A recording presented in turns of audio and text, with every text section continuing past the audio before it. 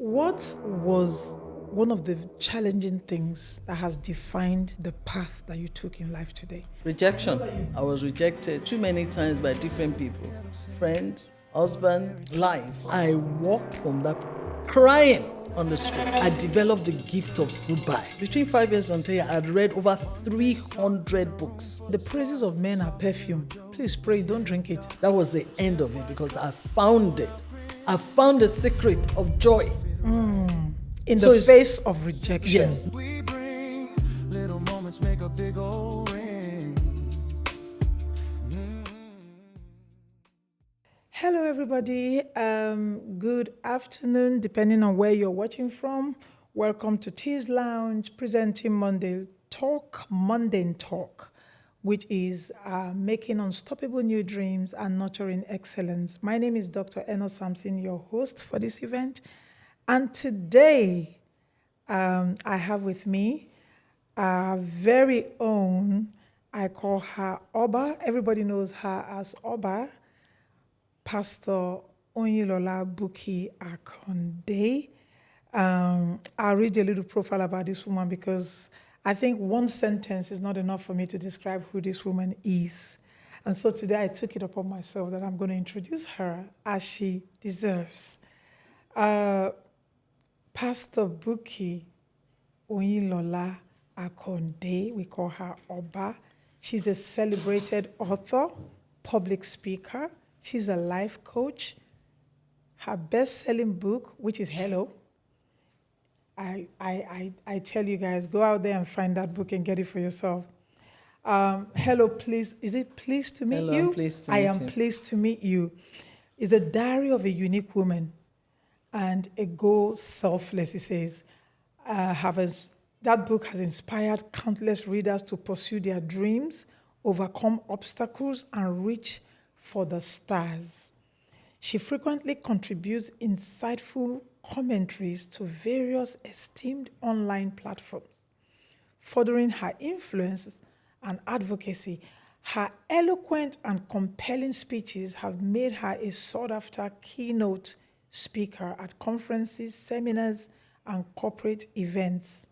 This woman has run bookshops. In short, I call her the connoisseur of books. She's an expert when it comes to books. Today we welcome you, Thank you. Pastor Bukky Oyinlola Akande. You know, this woman, she's not just my mentor, she's my friend. She's a confidant. I don't play with this woman. Whenever I'm around this woman, things happen. You're welcome to Tea's Lounge, Thank Mundane you so much. Talk. Thank you. Today Thank we you. are going to pick her brains. This woman has a lot to offer. She's a deep well of insight. She has knowledge. Sometimes when she speaks and I listen to her, I feel, my God, some people are just blessed. Apart from seeing her as a connoisseur, I see her as the bridge. I call her the bridge. She bridges. You know, there are people who they come into your life. You know, we know the popular saying, some come for a lifetime, some come for a season, you know, and all of that. But this woman, when she comes into your life, if there is something missing, if there is a gap somewhere, she bridges that gap. That's who this woman is. And we're so excited to have her in the house today. Welcome, ma. Welcome to Wow, thank Mundane you so Talk. much, Dr. Eno. It's such an honor to be here, and I do not take it for granted. Thank It's you, just ma. so beautiful to be. You are such a beautiful person Thank with a beautiful soul. I love you. Thank you, ma'am. Love you too. We love you so much. So, Pastor Bukky, tell us a bit about yourself. I know I've told the audience who Oba is. And you know, let me just say this. It's so, intriguing, so interesting that in Africa we have many, many languages. I mean, I can't begin to say how many languages we have in Africa because I'll tell you I don't know how many. I've never done that research. But I've done the research in the western part of Africa. Let's take Nigeria, for example. Nigeria has over 400 languages in that one country. I know. Right? One state will have about over 30 languages. And it's so interesting to note that Oba means king in Yoruba. Yeah. And Oba means king in my language, which is in Delta State. Amazing. So that's why I don't play with you, because there is something about your name that, people just have to understand that it means something. You are not just, your initials says that you're a king, even though you're a woman. Wow, isn't that amazing? It's amazing, isn't it? And God has made you king over so many things, so many subjects, so many issues. And I'm sure when you go through certain things in life, you're saying, why me? Why am I going through this? Why this? But the reason is, at the end of the journey, you see that, oh my God, I went through this because I'm supposed to be king over this thing. I'm supposed to be an expert. And so when I introduce it to people and I say, I see her as a connoisseur, people start laughing. It's not, I'm serious. I'm very, very serious. I'm not saying it because I want to be funny. I'm saying it because that's been my experience with you, and I've known you for 14 years plus. So, I mean, and that's a long time, right? It has. So tell us, Ma, tell us about, your journey. And I really don't want to go into the nitty-gritty of some of the things we want to. I want to dive into it. I want to take a deep dive into. Tell us some of the things tell us who Oba is, first of all. How you feel about being called the Oba. Tell us about that. Thank you so much for that question. I notice every time I introduce myself and I say, my name is Pastor Oba or Oba, and I say to them, not Oba, but Oba. Some people are like, oh, really? Some say, are you an Oba? I said, no, it's Oba. It's so important to be identified. And I feel strongly that people need to know not just who you are, but what you believe, what you stand for. And being called Oba for me, it's more about household name.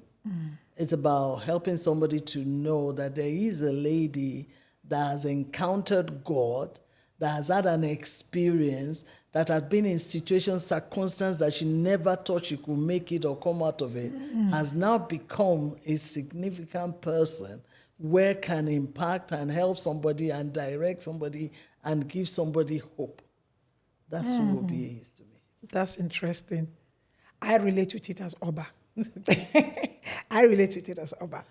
Because, I mean, not to digress from what we're talking about, I mean, the other day, a certain celebrity, they used to call her King something, and she was a woman. Yeah. She saw herself as a king. I didn't even know she was a woman. She, the confidence that she has, that audacity to say, I'm a king, is because she believes that she's good at something. Now, flip, the other side of the coin. When is Pastor Oba? Yes, it is. But for somebody who doesn't know that it's Pastor Oba, they're going to say, oh, it's Oba. What is she, an Oba? Oh, no, she's not an Oba.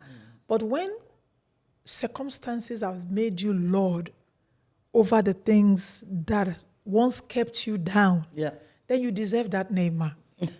You deserve that name. That's amazing. Yes, you deserve that name because you have mastered something. You've gained mastery. Thank you. In some of the things that once kept you down. Now you are able to, speak to the younger ones. You are able to, look at our community and see what is wrong. You are able to diagnose. Yeah. And that's where we're going with all of this. Why is Mundane Talk important to us in this era? It is because we're coming to have those conversations that people don't want to have. Yeah.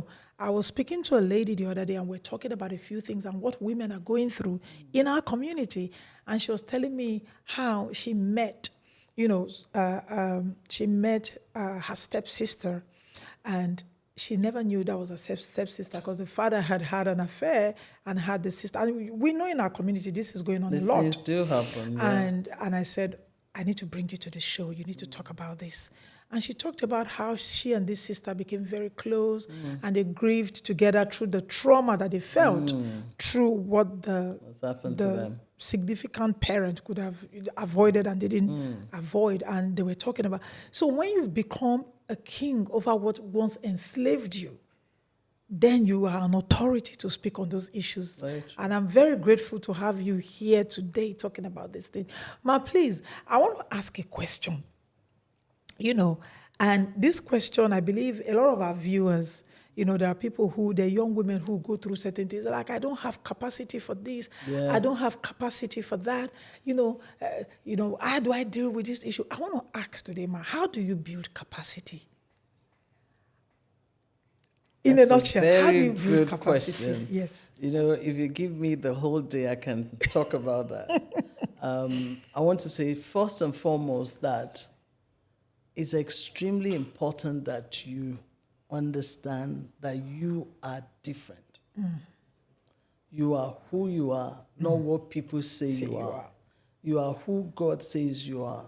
So when you find yourself, identify with who God has made you, then you begin to build on who you are. You cannot build on somebody else's experiences or encounters or relationship. So the second thing is that when you find yourself, you find your voice. You celebrate yourself. You accept yourself. You know that, yes, I might not be very tall. I might not have 4 degrees, but I have something that is very peculiar. I have something that nobody else has. I have something that is me. And it's in that me that I'm called to become. And it's the me that I need to build upon. It's interesting to know that many people, Dr. Eno, have different podcasts and all that, but there are not many that are really impacting lives. What are they there for? Is it for gossip? Or is it to impact? Is it to empower? Interesting. So we need to find ourselves and find your niche. Okay, I'm here today because I believe that somebody is going to be listening to me that is going to find themselves. I'm convinced that I am going to be impacting somebody, not just because of my experience, but hearing me, listening to me, seeing me is a witness that God can do mighty things. I've been through things, Dr. Eno, that I never thought I could get out of it. Wow. In my growth, when I was growing up, I remember clearly that my dad used to encourage us to listen to the news. And we will listen to NTA, Channel 10 News, we listen to this. But it's not just listening for him. Even football. We all watch football. It's not just about the watching or the listening. It's about the fact that when you have done that, what's your feedback? What was different about what you've seen? What stood out for you? He wants to decipher whether you actually engaged, not just watching as entertainment. Do you see that? So we have now learned or grown with getting into things, not just listening and walking away. And now the other question he will now ask you is, what are you going to do about what you've learned? Wow. When my dad was a legal advisor for amusement park in Nigeria, and when amusement park started, it was the first legal advisor. We used to have loads of tickets to go to the amusement park in Apapa, and it was great fun. We loved it. Awesome. But when we come back, after all the enjoyment, we're all getting excited, and you now say, so what's that to you? What's the difference to you? Yes, you rode on 5. You rode, another one will compete. Oh, I did 10, I did 8, I did. Now, what has that made you? So you find out that you think more, you begin to think. So my book writing as a person started from that young age. From that young age. Interesting. Because I used to have journals, I'll write, I'll be eager to share Making my you do commentaries on anything you engage in. Oh my goodness. I'll be excited to share, So when I got into book industry, You already had it in you. there was a desire, there was a yearning, there was love. And that's one of the things I'd like to encourage somebody that has children or young children to begin to involve their children in reading, in explaining, in sharing their thoughts. Please, Ma, you need to really say, I want the audience to pick this part. Because sometimes when you are that parent and you want to instill a lot in your children, do you know there are parents who make it difficult for other parents to parent? And I say this because I'm a mother of 4. And I have 2 adult children and 2 younger children. Although a lot of people say I'm crazy. I had my opportunity to opt out after the first 2, and I still went back in again and did it. And I tell them that, God just had mercy and gave me these 2 to keep me company in my old age. So I tell parents, do more. Get your kids to engage. Get your kids to do this. And you hear them say, oh, no, they will learn on their own as they are going along. So this thing you're saying is very, very important.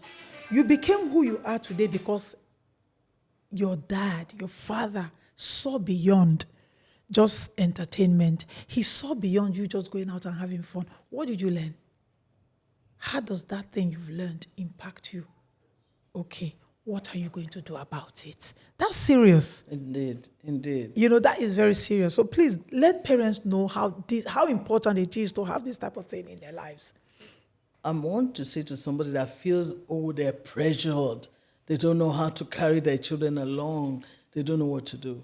When you're in the kitchen, bring them on. Get them to sit on a chair or a table. Talk about, what are we cooking today? Okay. What do you think will feed 5, 10 people? Get them involved. Do we really need water? They're thinking. You are taking them along. And to you, all you just want to do is get in the kitchen, put this on, and out. No, we need to begin to bring them on. One of the issues that we're having in our time is that our children were never brought along. They were left to themselves.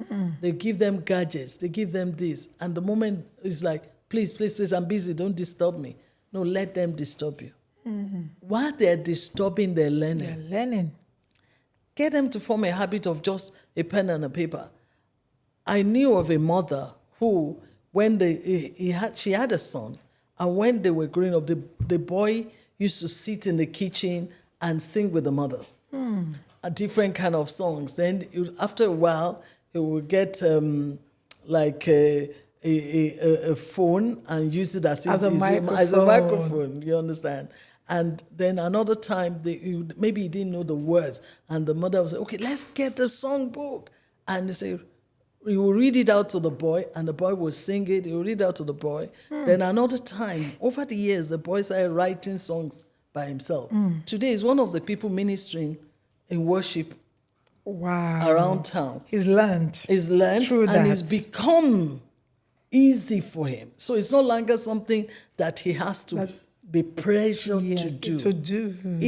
There is something inside your child that is unique to that child that you don't need to pressure them to become. Let them flow and flourish in their calling. When they do, you have rest. When they do, you have joy. Today, the mother, when the boy sings or backs up somebody like Nathaniel Bassi or Dunsi, the mother gets a say, that's my son. Of course. That's my son. But it's those little drops of water that we just think are insignificant that just adds up, isn't it? It does to make build. that mighty ocean. It builds up. It's very, very important. I was going to ask you, what led you to this path? But you told me the story. From what you're saying, we already get it that it was from that young age, Definitely. just learning different things. One of the questions I would really like our viewers to learn today is, and I know you've already told us, but I'm going to say, who had the greatest influence on you? Well, like among your parents. I'll say it's my dad. Okay. But my mom had a part too. I learned spelling through my mother. She wasn't going to let me go. Spell received. I will spell 5 times over. I will get it wrong. No. And my dad would say, the more you're putting pressure on she will keep getting it wrong. Because the fear of not getting it right alone always makes me I can relate. And no, you're not eating, you're not doing this. I'll be crying. She wouldn't let it. She wouldn't. Then my dad will now use, because somehow along the line, I think I'm privileged with a father, I was privileged with a father who had understanding of what it means to be patient with people and give them room. And he will now say, why don't you get a pen and a paper and write it down? So by the time I write, I'll now notice that, I've put E somewhere else, I've put I. Then I'll now be able to picture it because visual is powerful. So you were a visual learner, but your mom was training you to be an oral learner or what? I don't know the difference. You're gonna call oral learner or how do you call, but you were visual. And people are like that. When you write things down, it makes it easy. But and two parents are not the same, obviously. No, they're not. Two parents are not the same. So your dad was your biggest influence because he knew how to do it right. And it's not competition because some parents think, oh, if that parent is doing it and the child is getting it, then, I'm not doing it right. No. Vice versa. But if you have the best way to do it, there's not one way to doing things. And I think understand the child. Yes. Understand Every that all the child children are not has the a same. different way of learning. At the age of 16, my dad parked the car inside the house and was obviously getting ready. He had a court case and he needed to get out of the house quickly. So I noticed that he was running late. Because I've been watching them drive. I just jumped in the car and I took the car out of the garage. Can you imagine? And I put it out. Wow. He came out and said, how did that car get out there? Because he knew that my brother has gone to uni, I was the only one left and all that. I said, how did that car get out? I couldn't even answer. I was like, oh no. He saw something in you just rose up and... I said, I wanted to help my dad. I thought, he needed to be out quickly. I had to say, sorry, Dad, I did it. He said, meet me at 11 a.m. in Chambers this morning. Do you know what that was? I got there. There was a driving instructor already. Oh, he put me straight that's to... interesting. Yeah, that's how I signed up for 18 lessons. In Lagos, I learned to drive properly. Maybe because obviously he's a lawyer as well. I had to go through all the lessons, then went for the final test, did eye test and everything. And that's how I was able to pass at the age of 16 that I started driving. Wow. That's so interesting. Indeed. So tell us, what was one of the challenging things that has defined the path that you took in life today? Rejection. I know that you grew... Rejection. I was going to come to that question, but you're ahead of me. You people said the reason I call her Oba, because the king know their subject. I was going to come to that question. Now I can't ask her that question anymore because this woman is on point, and she knows the matter in the matter. Tell us about rejection, ma. I would say I was rejected too many times by different people, friends, husband, life. I noticed that when I was growing up, I needed to do things to prove myself. And because of that, I was doing much more than others. I was at a position where I felt that to come out of rejection, I need to understand who I am and what God is saying about me. I also realized that for me to manage the rejection that has been thrown at me, I needed knowledge. I had no clue. Enough of crying. I'll cry. This one worked. Oh my God. It got to a stage, that I developed the gift of goodbye. When I was able to manage rejection. The gift of goodbye. I could give you literally a gift card. Yes. To say, bye, God bless you. Yes. Thank you. When God had finished with me. Because I had to understand that the first place was to find myself in God. Who does God say I am?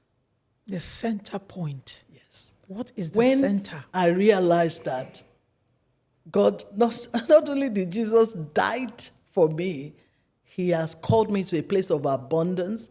He has empowered me, and I'm not like any other person. Then I began a journey of reading books. There was within 5 years, between 5 years and 10 years, I had read over 300 books. Wow. Because I needed to find it. I wanted to tell myself, not just somebody standing on the pulpit telling me, oh, you're beautiful, No, I needed to find it myself. When I found it, I started giving out goodbye. So rejection became a gift. It became a gift. Wow. So also, the other thing that helped me was that I realized that when people rejected, they were not rejecting me. They were rejecting something or something about themselves. That's correct. It was something about them that I wasn't. And it was something they wanted from me, or an attitude or an action that I wasn't becoming. So they rejected me. Plus, don't you find that sometimes when those type of rejection come, I said to somebody the other day, I said, rejection, betrayal are like two sides of the same coin, right? And when people go through that type of experience, you and I know in our community, a lot of people lose their minds. Yeah. And it's not just women, it's even men. It's anybody, it's children. People go through all these things. Do you know, I'm glad you said that. Yes. One of the major rejections I went through, I walked out of the door in the morning. There's a place called New Cross Gate, somewhere in the southeast of London. And I got out of the house and I walked from the end of New Cross to Lewisham. For somebody that doesn't know, it should take you about an hour. An hour, yes. Journey. It's a long Do you know, walk. I walked from that, crying on the street. Wow. Literally crying and wailing. And as I was crying, and I was saying, no, I'll not be downcasted. I'll not be depressed. I'll not go mad. I'll not be meant. And I was crying, I was saying no. Then on my way back, when I was walking back, guess what I did? I said, you are, as I speaking life into myself, you are going to make many lives know God. Many people will find themselves through you. Your experience is going to be a blessing. You are going to be one. I started saying the opposite and of what also you're feeling. Declaring, affirming what I've been reading, what I've come to know about what God was saying about me. So by the time I get back home, the tears, that was the last time I can assure you. The tears dried up. Ever, even that kind of wailing, I've never done it again in my life. Never. That was the end of it because I found it. I found the secret of joy. In the face of rejection. Yes, not happiness that makes you joyful. No not way. That's I happenstance. found joy. That's happenstance, isn't it? Yeah. If I buy a new car today, I'm happy. But after I finish enjoying the car, something happens, I'm sad again. So your joy doesn't come from the things that you have or from the things that you can acquire, because all those things are things that they come today. It comes with, there's the it's there, it's new, it feels good. The novelty of having something new. But after a while, it's like a weak battery. It just dries up. It just dies. It goes flat. And then what then? You don't have joy within you to keep you going. So that for me, when I look at rejection, how do I define rejection? It's the same. When you're dealing, a lot of people who do things that they do today or don't do things that they're supposed to do, it's all born from rejection. If I do it, they might not like it. If I say it, they may say. And if I don't do it, so one thing I always tell people, some will, some won't, so what? Next. Move on. I think people need to be delivered from always wanting to please people. You can't please nobody. Today they will celebrate you. Ooh, wow! Oh, I love Pastor Oba. Oh my God! Yeah. Oh, she's such a. I've seen it again and again and again. And then I've come to a place where the day you celebrate me, I'm grateful. The day you say I'm not, I'm grateful. So your words now cannot make me unhappy or sad. Yes. A great man said to me once, he says, Eno, he said, the praises of men are perfume. Please pray, don't drink it. Exactly. I love that. Yeah. Definitely. Because people make the mistake of drinking it. Yeah. That's when you poison yourself. Yeah. Because you thought those praises were real. They were for that moment. The same person said to me, you're only as good as your last book. Oh, yes. So people need to learn that rejection, we need to begin to redefine rejection. Whereas people it's a good thing, isn't it? It's a good thing. It's a propeller. If it's handled properly. A lot of people have found themselves in situations that they shouldn't have because of rejection. They could not manage it. They felt like they were nobody.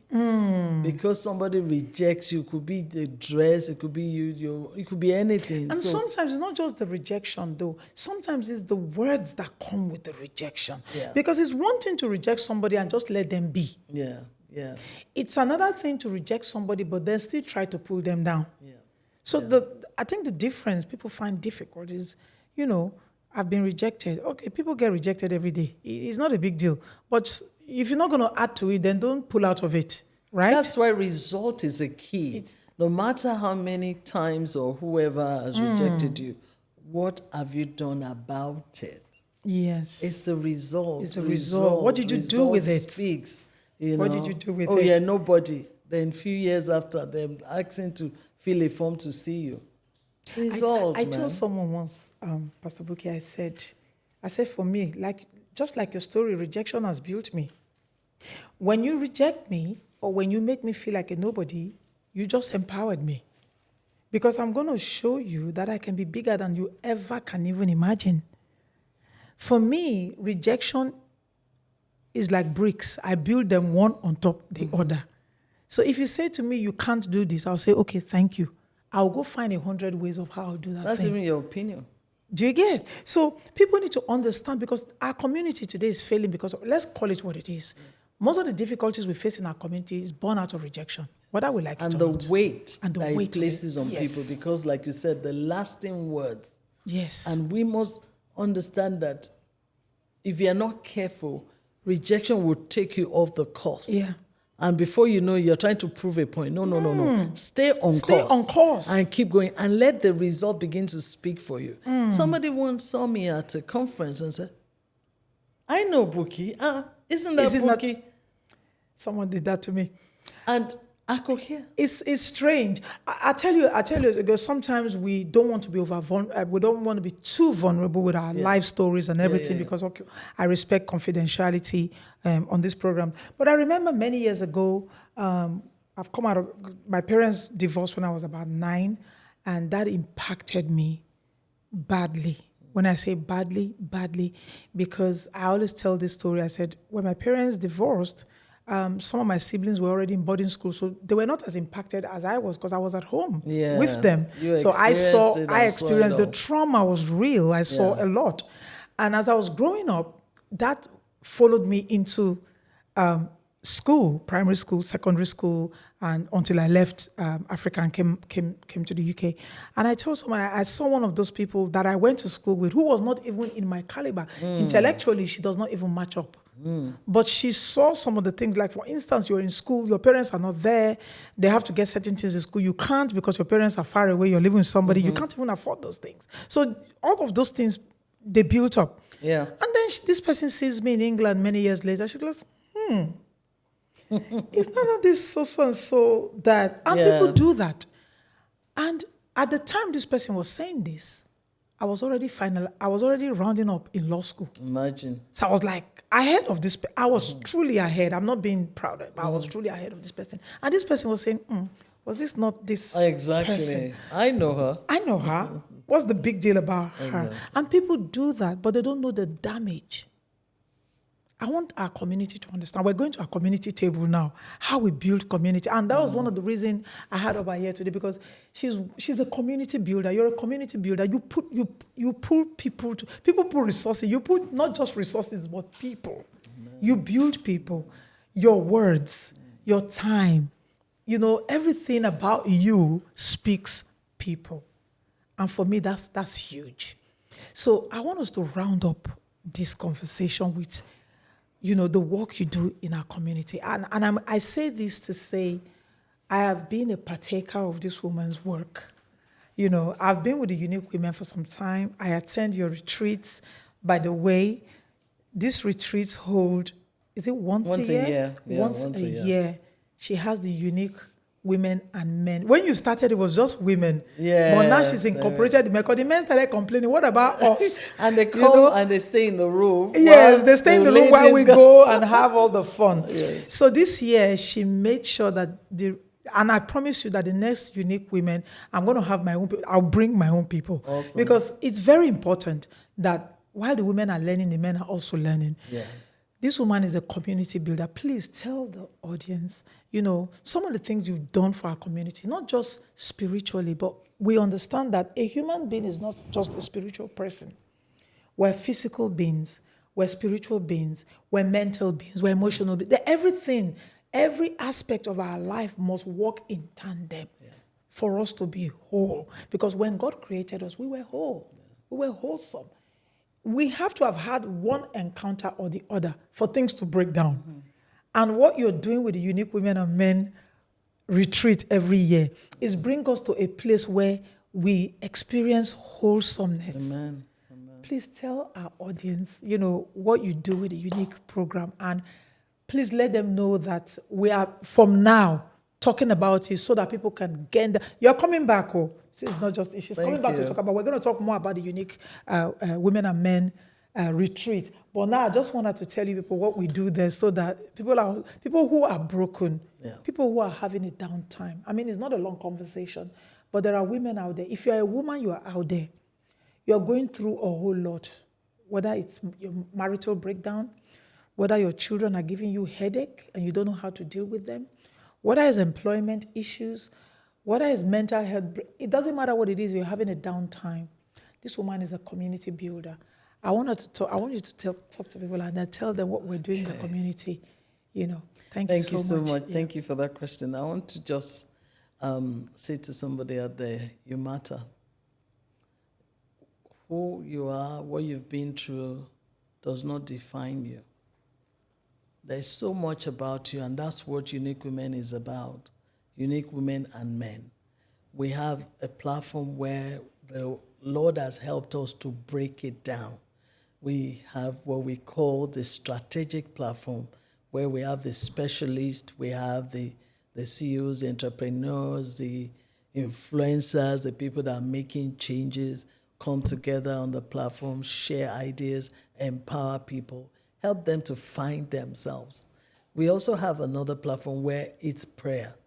We believe that there is a need to pray, but there is also a need for an action. You can't just pray and not do something. And that's why we have done the platforms in a way whereby every Monday we look after our health, we look after our lifestyle, because health, medically, in everything, is different from a lifestyle. So we have the separate platform for lifestyle. We also have a platform where we teach the word and give room for people to ask the kind of questions they might never ask in their churches or in their ministries. Or some, maybe they became a leader so quickly and they didn't understand some things and they cannot put their hand up in church or say something because of fear of rejection or being given a name that is not theirs. So this platform, every Wednesday, 1 p.m., we come together, we have a leader who teaches the word, a topic, and we ask questions together. We have every Thursday a platform for authors where we call it Phenomenal Authors Corner, where we study or read a book together every month. We read together. Then on Fridays, we have what we call Parenting and Marriage together, where we've had so many testimonies where people have come back to say, my life has changed just because of this platform. And the platforms ministers to everybody at different needs whenever they are. So I'll just give a quick testimony of the one for Friday for marriage. One of the ladies that was there spoke about how her home was about to split up and everything. And one day the Holy Spirit was speaking to her after she was praying. The Holy Spirit said, keep quiet. Don't say a word. No matter how provoked you are, don't say a word. He said she now started learning to run to the toilet when the thing is hot and now pray, Lord, help me. And by the time she comes out, she doesn't say a word. She just hold them out. And that was 15 years ago. The marriage is intact. They're happy. People see them out. And the lady there said, I went away to go and start practice. He said, there's so much peace and joy in our home. I'm like, huh? This thing works. So yes, it works. So that's what Unique Women's about. It's about everybody sharing their experiences, giving the other person what they've been through, and so that we can all be better at what we do. Wonderful. Awesome. Awesome. And so with that, we've come to the end of this conversation. Thank you for joining us once again on the lounge, Mundane Talk. As you know, we hope we have been able to, encourage you, inspire you, and challenge you today with this conversation. And every story and every journey has its value. We do not take anything for granted. And it's those simple, mundane things that people take for granted that builds great lives. Yes. We don't take that for granted. And we know that. We just want to let our viewers know that we are very grateful. These conversations mean a lot to us. Remember, every story matters. Every story has value. And it is in very ordinary circumstances that extraordinary situations are birthed. Definitely. It is in ordinary conversation that extraordinary lessons are learned. We don't take that for granted. So thank you for joining us once again. Keep growing, keep moving, keep being part of our story, and keep sharing our stories with us on Mundane Talk. Thank you for joining us. I'm Dr. Enos Sampson, your host for the show. Thank you. Thank you. Feedback.